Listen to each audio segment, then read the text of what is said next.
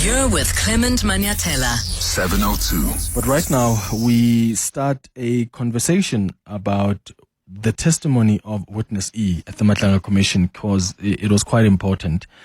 And the reason it was important was not only because Witness E accused Senzo Mchunu, who is the police minister on special leave, of basically trying to get him to lie before the commission and say or make a statement that is more favorable towards the minister. But it was interesting because it really speaks about the murder of Sindiso Magaqa, right? And what appears to be the influence of crime intelligence in that. So Witness E made it very clear yesterday that he has in the past warned that there are some crime intelligence officers that were involved in the killing of Sindiso Magaqa. He also said that he had warned those in authority, I think about 2 weeks or so before Sindiso Magaqa was murdered. And obviously those warnings were not heeded.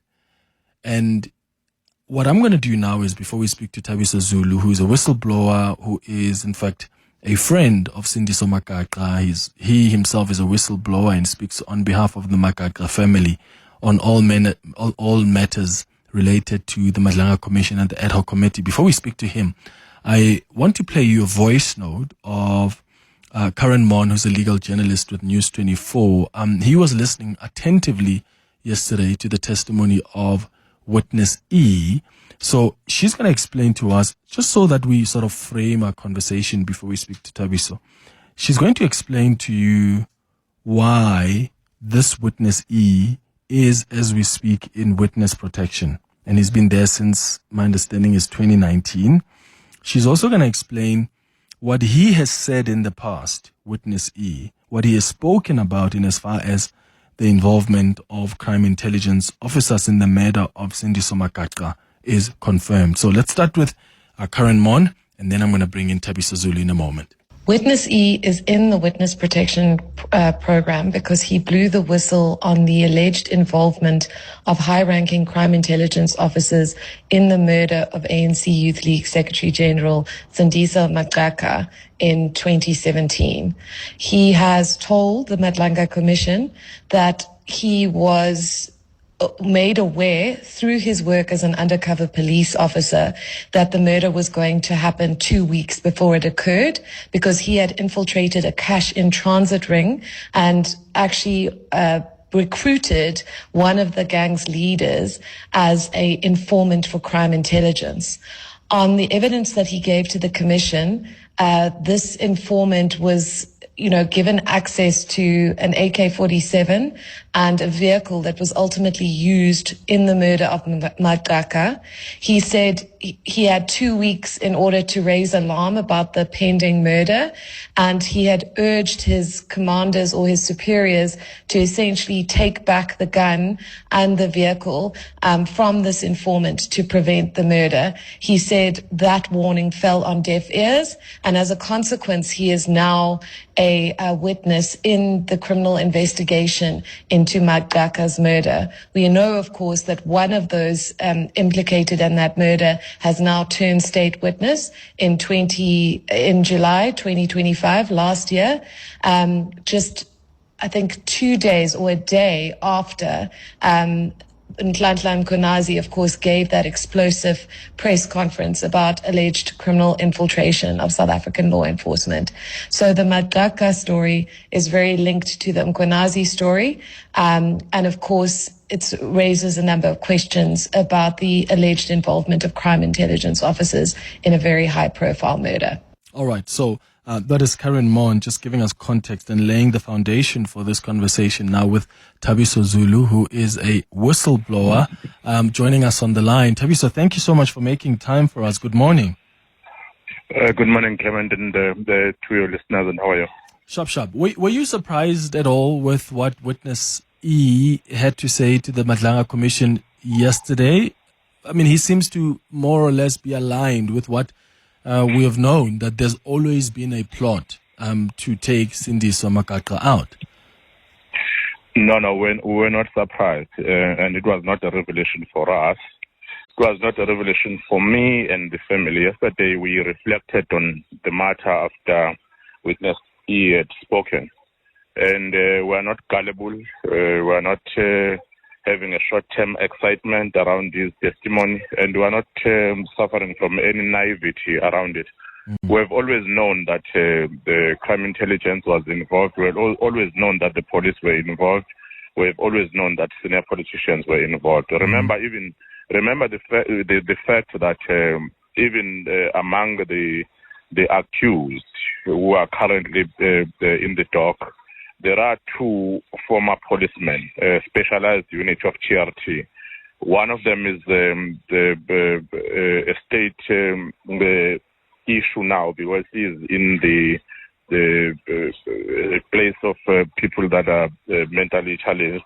Then the other one is still before the dock. So we've always known that we've said this publicly before. Sindiso Magaqa was not only killed by political gangsters and assassins, but he was killed by the state. So are you hopeful, and is the family as well, the Magaqa family, hopeful that we will get to that point where there are senior officers that are not just the officers but politicians who are held responsible here? Because it's almost like there is, as you say, it's not a surprise. There's an alignment over people who knew that there was a plot, and there are some really important senior people who were involved in this case. Now, how hopeful are you that whoever said we need to get this guy out is going to be held accountable, so that it's not just the officers and the people who pulled the trigger, but also if there are politicians who are involved, they are also held accountable? We are aware, or I am aware from the Securico political circles that one of the people, remember that the people that are implicated are former apartheid killing machines. They were brought before the TRC for having killed revolutionaries and the people that were fighting for our own liberation, especially in Swaziland. Then they were given amnesty. Then they went back to the police. They continued. So they are killing machines. They've been killing revolutionaries before. I am aware that one of them, the true circles, that he is saying if he gets charged, he is not going to go down alone. He was going to go down with a lot of politicians, because this was not the first killing. He has been involved in a lot of other things that he has done for politicians. That's why politicians and senior people are making it very hard to arrest these people. The state has been sitting in the affidavit of witness E for the last 8 years. They've never arrested these police, right? I know witness E by name, which I'm not going to reveal. We have had his affidavit for some time. So the state has been having his affidavit for some time. So what that says, the state is not willing to arrest him. Sure. It's not willing to arrest them, because it's not only one. There are two that are being named, but I know that there is a third one, who is the one who signed for the AK-47 and the car. And that person, in your knowledge, is someone in crime intelligence? Is someone in crime intelligence. He's senior. He's acting in a certain province. He's the acting head of crime intelligence in a certain province. He's the one who signed for the AK-47. He's the man who refused that crime intelligence must do a threat assessment on me when I appeared on the Madlanga Commission. The other person who is involved within crime intelligence, who was a captain at the time, whom witness is referring to, is working in the same office with a crime intelligence officer by the name of Musamula, who have been making sure that I don't get joy in life. He has been opening cases against me. I will be arrested, and NPA will decline to prosecute. I will be rounded up at night. I will be beaten up in front of my family. My mother will be insulted with the B or the F word. It's there. It's in the recordings. It's there in a video. It's known. And what is the most disappointing thing, which is a serious indictment against this country and its government, is that we are having a situation where the NPA under Advocate Shamila Batoy, the Hawks under former retired the General Libya I've been pleading with them for more than 8 years. Investigate Mzimkhulu Memorial Hall, because that is what Sindiso died for. It doesn't serve any purpose to keep on saying you are fighting against corruption, but you can't investigate that hall of shame which caused a loss of so many lives. To do the Shibas, Sindiso Magaqa, Jabumsia was shot but she survived. Mtsigi was shot and she survived. Former Speaker Kaya Thobela was shot and killed. All that happened because of Mzimkhulu Memorial Hall of Shame. I have lived a life like a vagrant all these years, just because I've been fighting for justice. But this is the last one for completeness sake. You are having a situation where I wrote a letter to Advocate Shamila Batoy in year 2020. It was in February. You know when she responded to me? In 2025. 5 years down the line, she never responded to all my letters.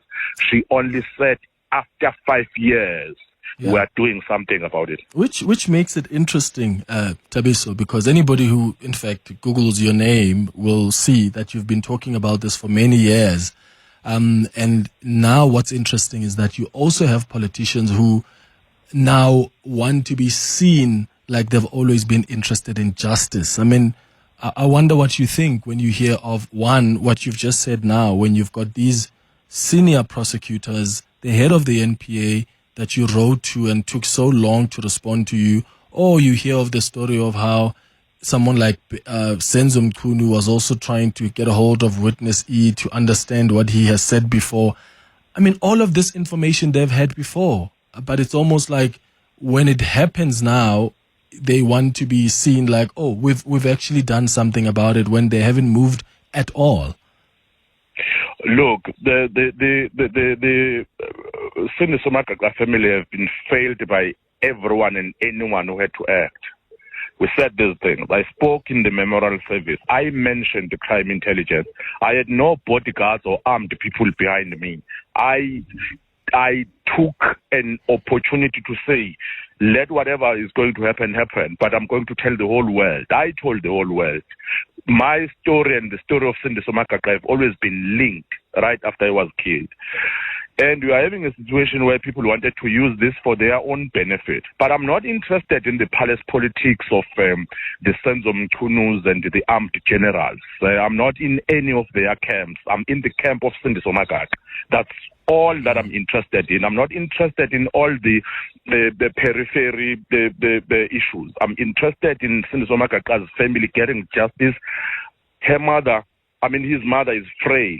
We had a long meeting yesterday. We reflected on a lot of things. We feel very disappointed on a lot of things. And we don't think that the president who always talks about corruption, he's walking the talk. Here is a situation where his armed forces, his law enforcement agencies are involved in carrying out a state-sponsored killing of someone who was exposing corruption. They've not been arrested for the past 8 years. What do you call that?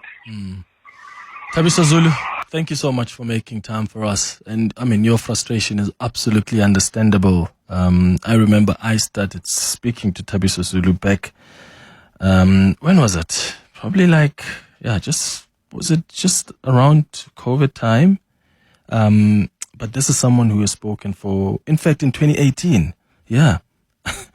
Right? 2018 already. And that just tells you that it's that long, and probably even more than that he's been saying the same things that we are now hearing now, and there are politicians who are going to act surprised. Thabiso Zulu is Sindiso Magaqa's friend and whistleblower, speaks on behalf of the Magaqa family. It's 24 now after 10. You're with Clement Manyathela. 7:02. Let's walk the talk. All right, let's quickly find out what this testimony from Witness E means for the Minister of Police, Senzo Mchunu, who's on special leave. Dr Chris de Kock is an independent crime violence analyst and former police officer. Thanks for making time for us. Dr. de Kock, good morning. Good morning, Clement, and to the listeners. Let's start with what witness E said, somehow suggesting that this Minister of Police who's on special leave, Sindiso Magaqa, kept on calling him, wanting to somehow coerce or get him to lie before the Madlanga Commission. Could that come back to haunt Sindiso Magaqa? Oh, yeah.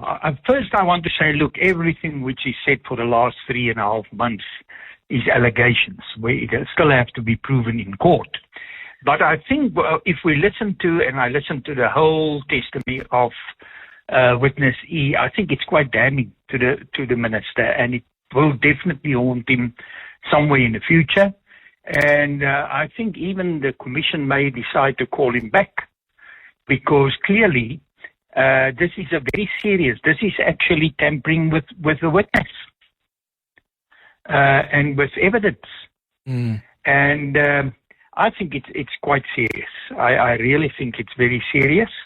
And not only witness E, even what the Major General said yesterday, because even there it is clear that the minister is using his position, or was using his position, to try and influence political issues.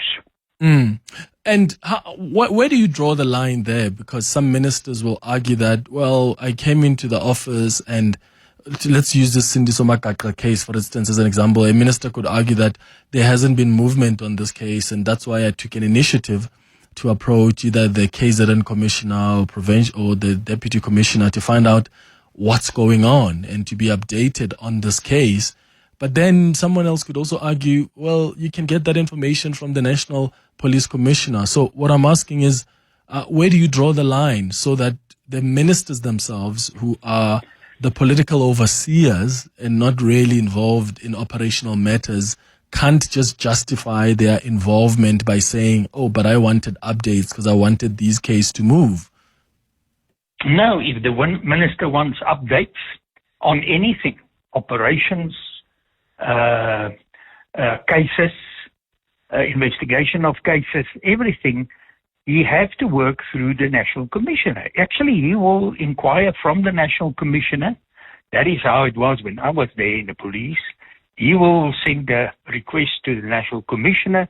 The National Commissioner will then contact the relevant officers and work through the system. I mean, through the different heads and so on, down to the specific investigator or the specific intelligence operator, and get the information from there. Can't work any other way. A minister can't just phone, and I mean, the question is still, where did he get this guy? And this witness E is in witness protection for the last also 8 years. Now, where did he get his number? That is strange. And even he gave some evidence that his number, because of his undercover situation, changed very regularly. Yeah.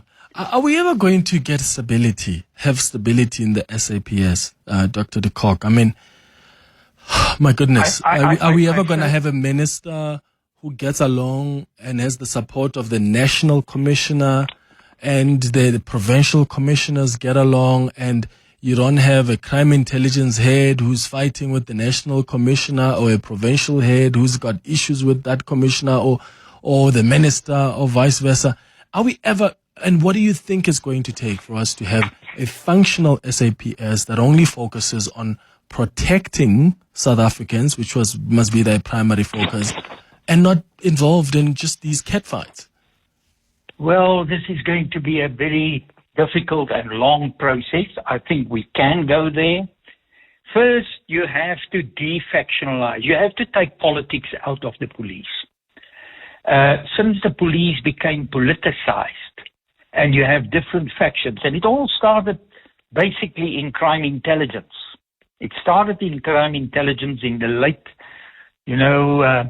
just around the World Cup, just before the World Cup. It started this polarization of and the factualism of crime intelligence. And that then went through the whole of the police. And I think you have to get rid of those political factions, get a neutral police service, and professional police officers, professional heads, professional provincial commissioners. Then we can go there. And that will make a massive influence on crime. Yeah. If I can just say this, and I've said it before, I think, to you specifically.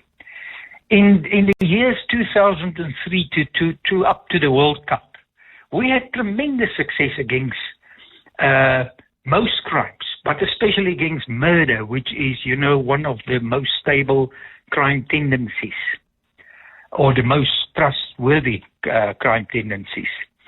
And we had that success because there was unity in the police service. There were lots of unity, lots of professionalism in the police service, and in crime intelligence specifically. And that is how we got crime trends down in those years. And look at where we are now. Let's hope those days of old will be back, where there's unity in the force, in the service. Dr. Chris de Kock, thank you so much for making time for us. It's 10:30.